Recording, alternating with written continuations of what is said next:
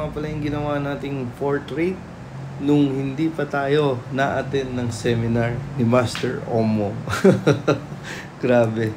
Kaya hindi ako nakakapag-tutorial ngayon kasi ang daming improvement na dapat mong gawin, ang daming hagod, ang daming explanation na ngayon mo lang nalaman. Ang kagandahan sa paggawa ng pagsali ng mga seminar is yung inaral nila ng napakatagal. Doon sila nakilala, na improve, nakuha mo lang sa isang araw.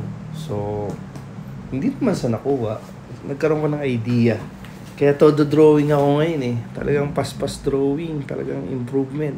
So, sa lahat ng gusto magpatato, yan. Portrait, colored, realism. PM nyo lang ako, maputi. Ang sarap magtato ng colored, portrait, realism. Grabe.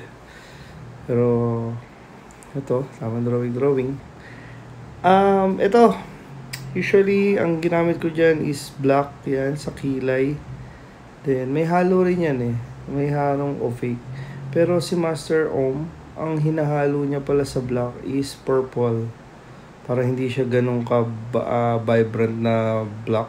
So kung realism kasi flat pag black, kaya haluan niyo siya ng purple. Doon naman sa papunta sa mukha na dark brown, ang hinahalo niya naman is magenta. Yan.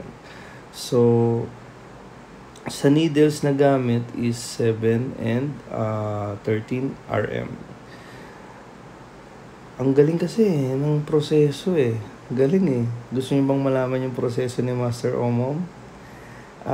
Meron siyang batch 2 ng seminar. Omom Tattoo. Sa lahat ng co-artist ko dyan, talaga pag-ipunan nyo.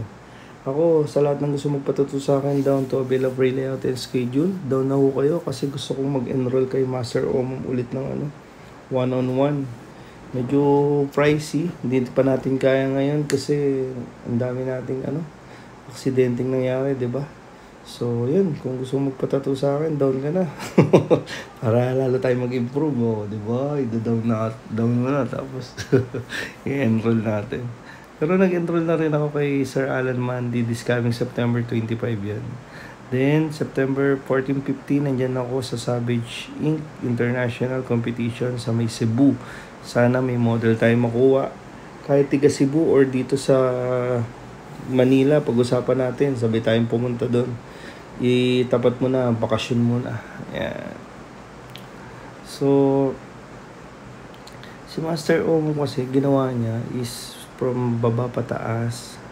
Ito kasing ginagawa ko, dark to light. Kinukuha ko muna yung mata. Wala namang mali. Pero, excited ako gumawa ngayon Kasi gusto kong ma-perform talaga Kita niyo, hindi ako makapagturo kasi kaliwas sa ginawa ko yung napanood ko. Yan.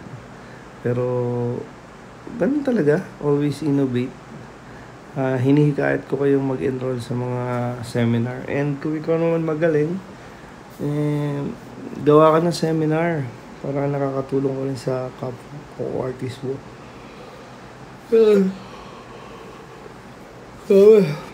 Aga ko nakakatulog ngayon kasi nagdo-drawing ako ng todo, tapos pagising ko drawing ulit. Nakalive yan sa Meo TV FB page. Pati to nung ginawa ko to. So sa ink, ang gamit ko kasi is Eternal. Yan, dark to light ng portrait set. Si Master, ang gamit niya Fusion Yan.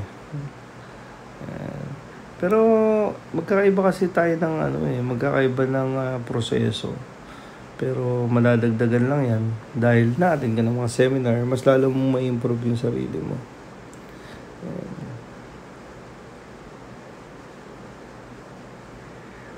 So, gumamit din ako dyan ng yung flesh tone na may white. Ang ginagawa ni Master Omom, doon niya tinitimpla sa dark to light ang gusto niyang kulay, and then niya sa tissue, kumbaga titignan niya yung kulay, ganun pala. O kasi titignan ko lang sa needle Oo nga ang galing. Yan. Basta, pasensya na kayo, puro kwento lang yung ginawa ko. Kasi katulad yan, yung mga nakikita nyo, taliwas to sa napanood ko. Kaya, sabi ko, may improvement na mangyayari talaga. Ayan. Tapos, yan, sa background na yan, highlight 7RL. Tama naman, okay naman yung highlights. Pero meron kasing extra white eh, huwag siyang sobrang white. Parang i-dilute mo pa siya ng konti.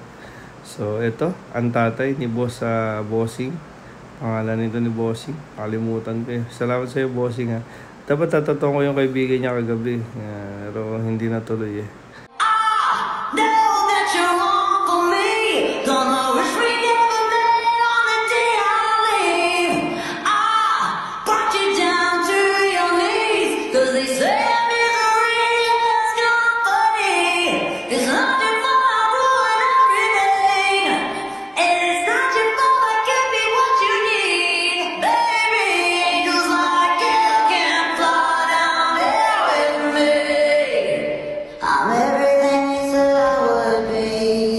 Siyempre naman, Tech Product Philippines, nandyan na lahat, ink mixing, liquid solution, foaming, Glide, wipes, and MLC supplies, nandyan na lahat. Pero kayong order Shopee, on the day same day pwede.